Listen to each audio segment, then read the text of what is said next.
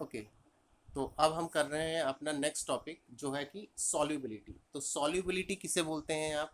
तो सॉल्युबिलिटी का मतलब होता है, मान लीजिए मैंने 100 ग्राम का सॉल्वेंट लिया और उसमें मैं सॉल्यूट ऐड कर रहा हूँ। तो सॉल्युबिलिटी का मतलब हो जाएगा कितना सॉल्यूट मैं उस 100 ग्राम सॉल्वेंट में ऐड करूँगा ताकि वो सॉल्यूशन कैसा हो जाए, सैचुरेटेड सॉल्यूशन हो जाए उस पर्टिकुलर टेम्परेचर पर। तो अगेन मैं बोल रहा हूँ, अगर मान लीजिए मैंने 100 ग्राम सॉल्वेंट का लिया तो उसमें मैं सॉल्यूट ऐड कर रहा हूँ, तो कितना मैक्सिमम अमाउंट मैं उसमें सॉल्यूट ऐड कर सकता हूँ ताकि वो सॉल्यूशन किस में कन्वर्ट हो जाए, सैचुरेटेड सॉल्यूशन बन जाए उस पर्टिकुलर टेम्परेचर पर। तो वो क्या कहलाएगी? सॉल्युबिलिटी कहलाएगी। तो याद रखिएगा इसके ऊपर ये वाले पार्ट में से आपको न्यूमेरिकल करना होता है, तो उसको थोड़ा ध्यान से अंडरस्टैंड करिएगा।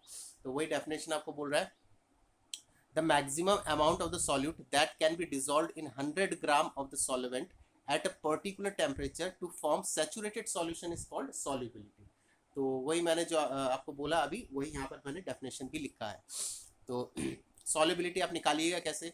तो सॉल्युबिलिटी पहले आपको रेशियो निकालना होगा। रेशियो कहने का मतलब क्या है? डिनोमिनेटर में है मास ऑफ द सॉल्वेंट और न्यूमिनेटर में है मास ऑफ द सॉल्यूट।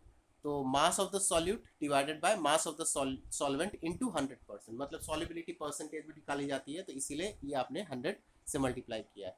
तो अगेन मैं बोल रहा हूँ, सॉल्युबिलिटी का फॉर्मूला आपके लिए हो जाएगा मास of the solute divided by mass of the solvent into 100%। Okay, अब नेक्स्ट आते हैं हम अपने एक और टॉपिक पर, वो है कंसंट्रेशन ऑफ अ सॉल्यूशन। तो कंसंट्रेशन ऑफ द सॉल्यूशन का मतलब क्या है? देखिए, the concentration of a solution is the amount of solute present in a given amount of solution. अगर मान लीजिए आप ये निकालना चाहते हैं कि एक सॉल्यूशन में, गिवन अमाउंट सॉल्यूशन में कितना सॉल्यूट प्रेजेंट है, तो आपको कंसंट्रेशन निकालना पड़ेगा। जैसे हम बोलते हैं ना, इसका कंसंट्रेशन इतना है, या जैसे आप अगर लैब में कभी जाएंगे तो आप देखिएगा कंसंट्रेटेड हाइड्रोक्लोरिक एसिड बोला जाता है। तो इससे हमको ये समझ में आता है कि कितना पानी है और कितना उसमें वो है आपका हाइड्रोक्लोरिक एसिड है, या कोई सॉल्यूट आपने उस पर्टिकुलर उसमें मिला रखा है, तो वो कंसंट्रेशन में निकाला जाता है। तो कंसंट्रेशन का मतलब क्या है? The concentration of a solution is the amount of solute present in a given amount of the solution. तो एक गिवन अमाउंट ऑफ सॉल्यूशन में कितना सॉल्यूट प्रेजेंट है, ठीक है, कितना सॉल्यूट प्रेजेंट है, वो कंसंट्रेशन रिप्रेजेंट करता है। तो अगेन कंसंट्रेशन का फॉर्मूला आपका हो जाएगा, कंसंट्रेशन का आपका फॉर्मूला हो जाएगा amount of the solute divided bye amount of the solution into 100%। तो concentration amount of the solute divided bye amount of the solution into 100%, ये दो फॉर्मूला याद याद रख लीजिए।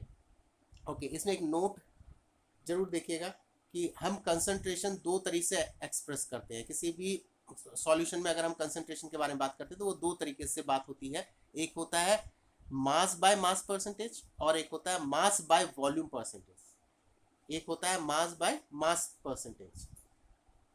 अभी आप नेक्स्ट पेज में देखिएगा कि इसका फॉर्मूला भी है आपका मास बाय मास परसेंटेज और दूसरा है मास बाय वॉल्यूम परसेंटेज। तो नेक्स्ट चलते हैं हम इसके फॉर्मूले पे।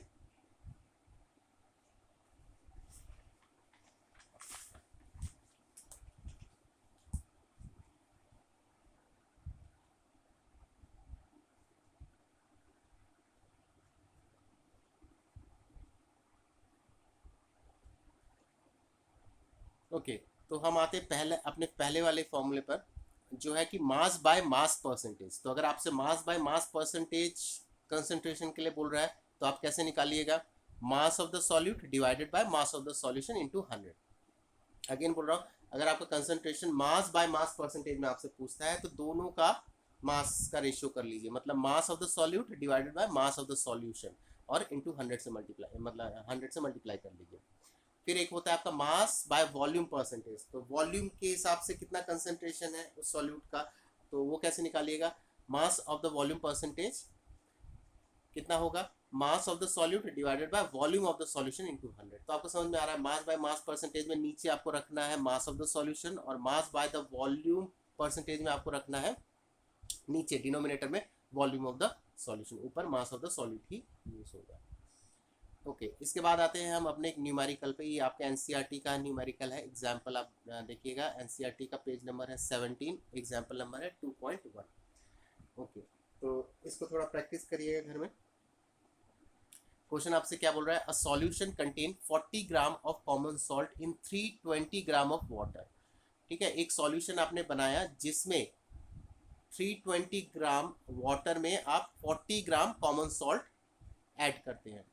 Calculate the concentration in terms of mass by mass percentage of the solution. तो आपसे बोल रहा है कि आपको कंसंट्रेशन निकालना है मास by mass percentage of the solution का, मतलब जो ऊपर वाला फॉर्मूला है, ये वाला फॉर्मूला आपको ये यूज करना है। तो अगेन मैं बोल रहा हूँ, क्वेश्चन आपसे बोल रहा है कि आप एक सॉल्ट सॉल्यूशन बनाते हैं, उस सॉल्यूशन में सॉल्ट सॉल्यूशन में 320 ग्राम वाटर लेते हैं और 40 ग्राम कॉमन सॉल्ट लेते हैं। तो आपको कंसंट्रेशन निकालना है मास बाय मास परसेंटेज के। तो ये आपको क्लियर समझ में आ रहा है कि यहाँ पर सॉल्यूट क्या है, सॉल्यूट है सॉल्ट, और सॉल्वेंट क्या है, वाटर इज द सॉल्वेंट। तो मास ऑफ द सॉल्यूट मेरा कितना है, जो कि सॉल्ट है 40 ग्राम, मास ऑफ द सॉल्वेंट जो कि वाटर है वो कितना है 320 ग्राम। अब देखिए दोनों को मिलाकर के कितना मास हुआ, तो दोनों को मिलाकर के कैसे निकालिएगा, दोनों को ऐड कर लीजिएगा। टोटल मास अगर आपसे बोला जाए, मास ऑफ द सॉल्यूशन, जो आप सॉल्यूशन बनाइएगा, मास ऑफ द सॉल्यूशन कितना होगा, तो मास ऑफ द सॉल्यूशन कितना हो जाएगा, मास of the solute plus mass of the solvent, मतलब 40 ग्राम प्लस 320 ग्राम, तो कितना मिलता है आपको 360 ग्राम। तो आपने निकाल लिया मास ऑफ द सॉल्यूशन। अब अपने ऊपर वाले फॉर्मूले में हम बिठा देंगे जो है कि मास परसेंटेज ऑफ सॉल्यूशन। हमने जो पढ़ा था मास परसेंटेज ऑफ सॉल्यूशन, वो क्या होता है, मास of the solute divided by mass of the solution into 100। तो यहाँ पर 40 हो गया मास ऑफ द सॉल्यूट, और मास ऑफ द सॉल्यूशन आपने अभी निकाला 360 इंटू 100, तो कितना परसेंटेज आया, 11.1%।